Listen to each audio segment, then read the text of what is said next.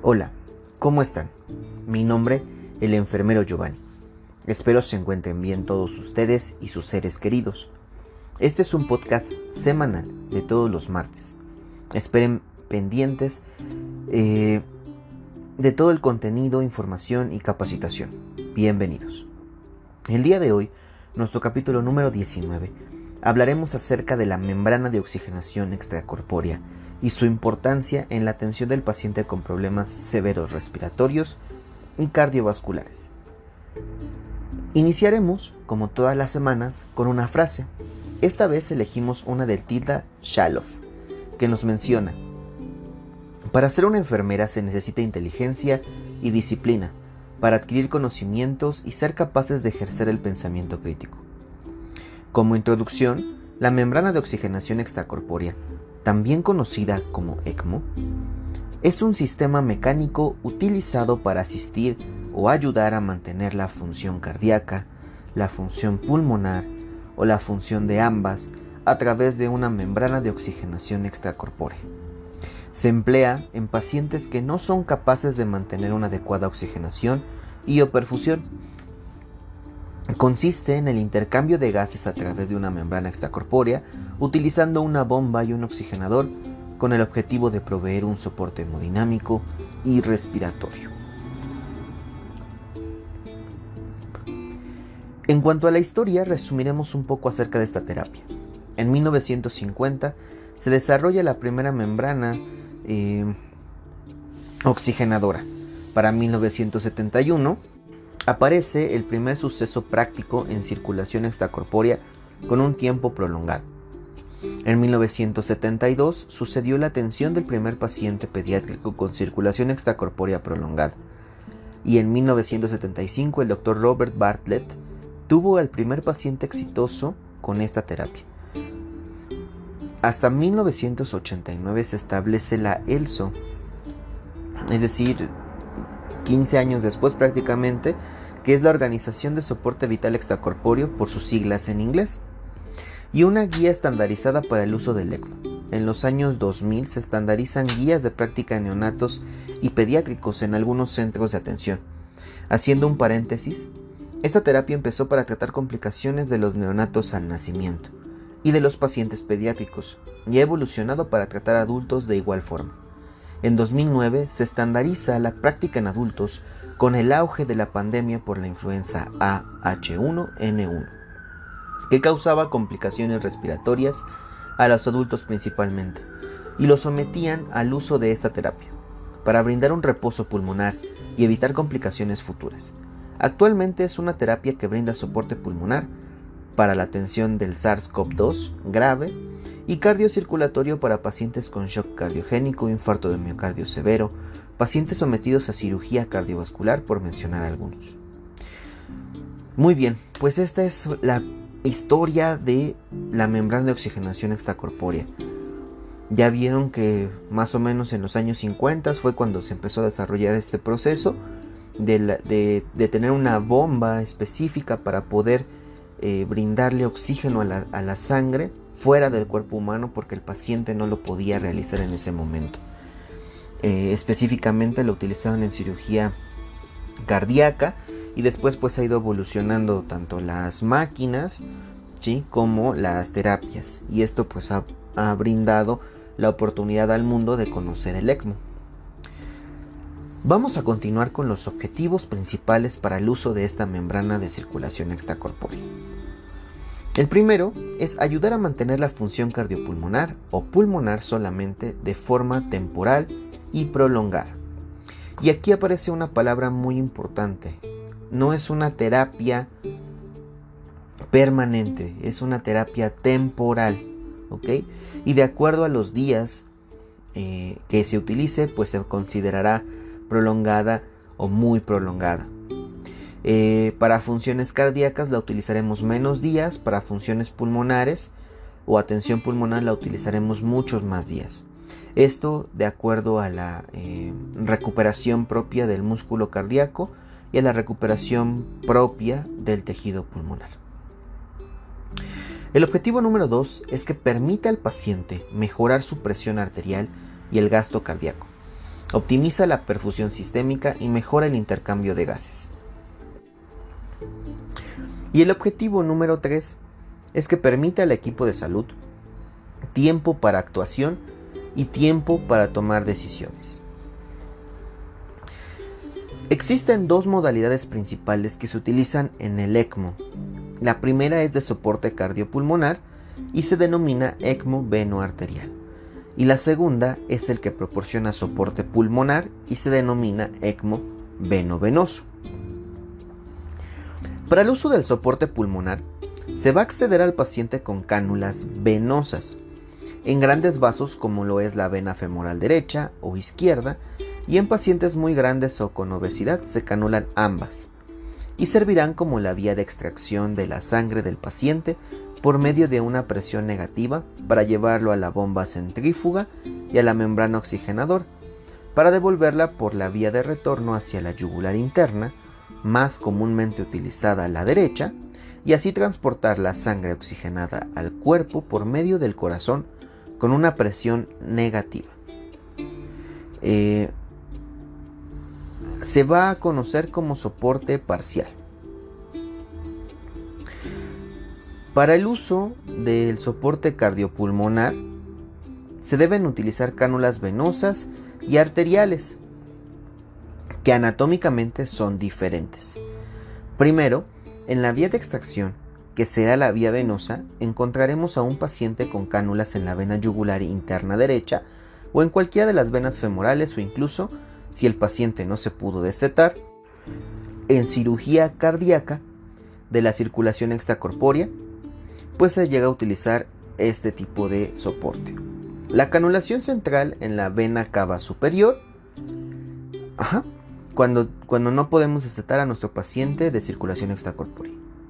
Por medio de presión negativa, lo mismo que en el veno venoso, se extrae la sangre con dirección a la bomba centrífuga, que en este caso es el dispositivo que suple la función de nuestro corazón, la cual llevará la sangre hacia el oxigenador y la regresará por medio del circuito y una cánula hacia una arteria, que puede ser la femoral o la carotidia, y también en caso de que el paciente no se pueda destetar de circulación extracorpórea, en cirugía cardíaca pues se presenta con canulación central a nivel de la aorta torácica, ¿okay?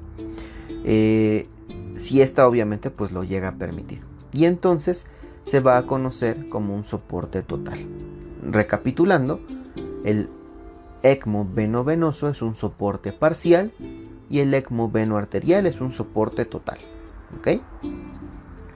Como pueden ver, es una terapia de alto riesgo, puesto que son cánulas de gran calibre y que se colocan en grandes vasos. Cualquier movimiento en falso, cualquier mal manejo, y el paciente puede presentar una hemorragia que puede ser fatal. El ECMO es una ventana de tiempo para permitir reposo pulmonar y o cardíaco y lograr la recuperación del órgano afectado. El paciente que es candidato a ECMO es el que tiene una alta predicción de mortalidad, pero con un daño pulmonar o cardiovascular potencialmente reversible. Las metas en pacientes sometidos a terapia ECMO son mantener una adecuada perfusión tisular que permita recuperar en corto plazo la insuficiencia cardiopulmonar y mantener parámetros ventilatorios mínimos que puedan permitir un reposo pulmonar, minimizando el daño pulmonar inducido por el ventilador y el oxígeno. Depende de la terapia que estemos utilizando. Obviamente, recuperar en corto plazo en condiciones cardiovasculares y darle reposo pulmonar en condiciones meramente respiratorias. Las indicaciones del uso de terapia ECMO en pacientes pediátricos se aplican en aquellos que cursen con insuficiencia respiratoria grave o insuficiencia cardiorrespiratoria misma que carezca de respuesta al tratamiento convencional. Los principales diagnósticos para la instauración del ECMO veno-venoso en los neonatos, recuerden que ahí inició la terapia y se sigue utilizando, de acuerdo con la organización de soporte vital extracorpóreo son el síndrome de aspiración de meconio, la hernia diafragmática, la hipertensión arterial pulmonar idiopática, la persistencia de la circulación fetal, el síndrome de distrés respiratorio neonatal, sepsis y la insuficiencia cardíaca refractaria. Esos son los diagnósticos principales para la instauración de un ECMO en neonatos. ¿Ok? En el adulto, por el contrario, las indicaciones para la instauración del ECMO se dividen en las dos clasificaciones.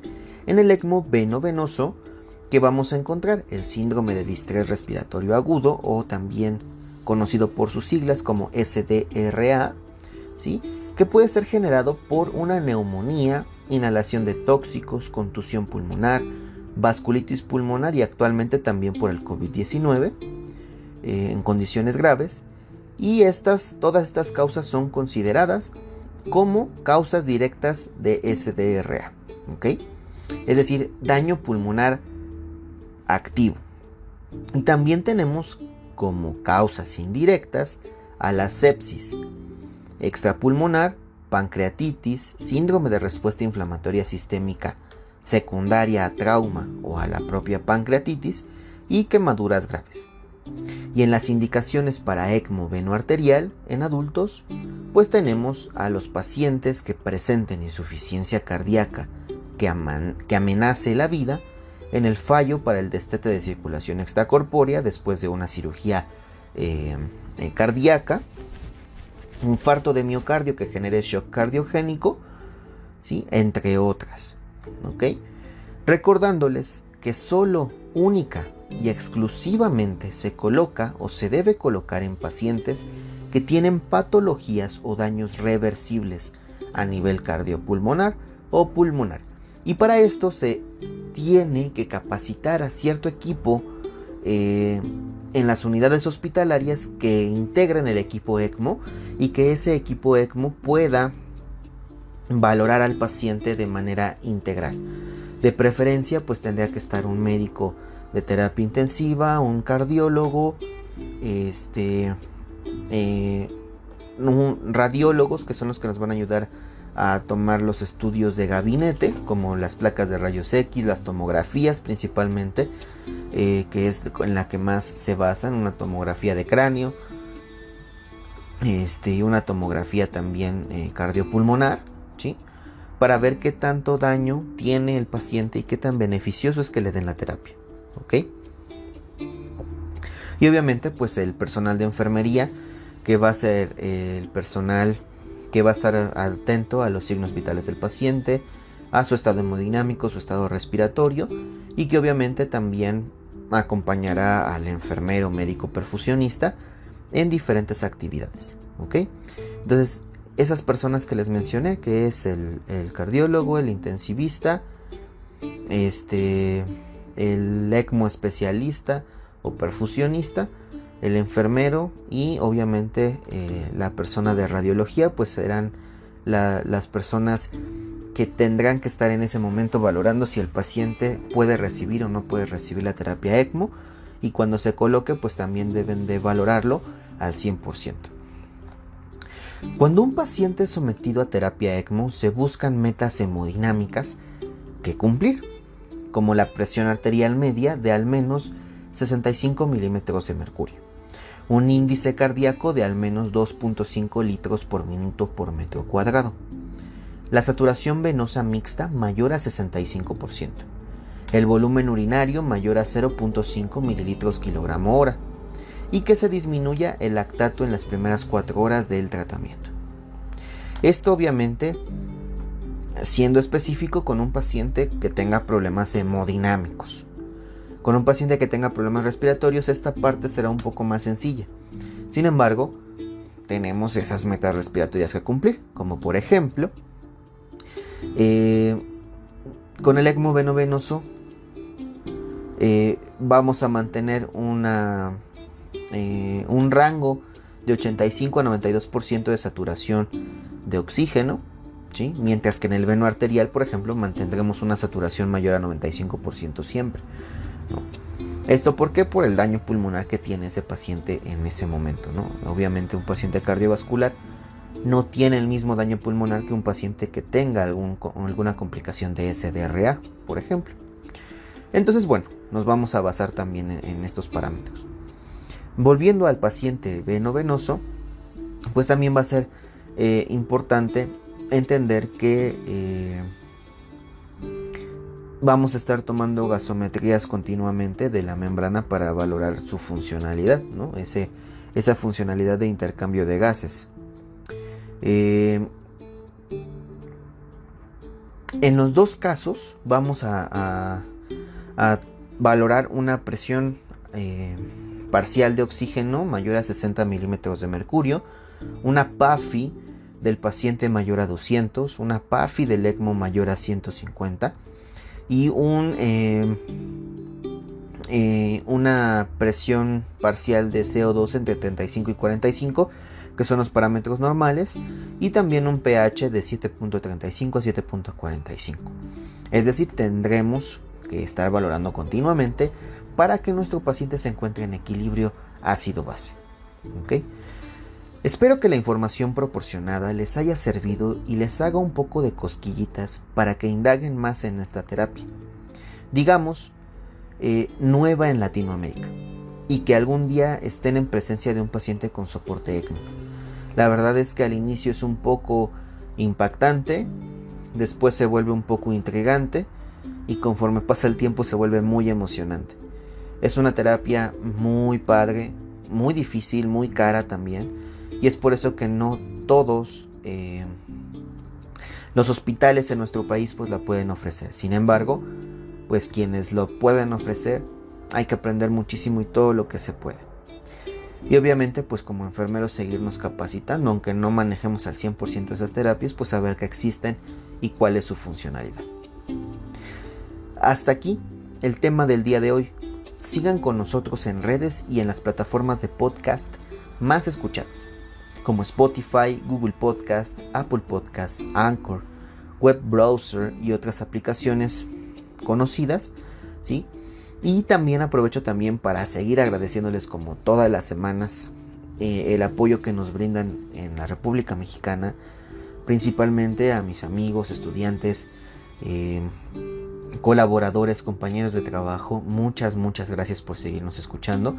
Y también quiero agradecer a gente de Chile, Costa Rica, Argentina, Ecuador, Colombia, Estados Unidos, Alemania, España, Uruguay, Guatemala e Irak, que son pues donde más nos escuchan.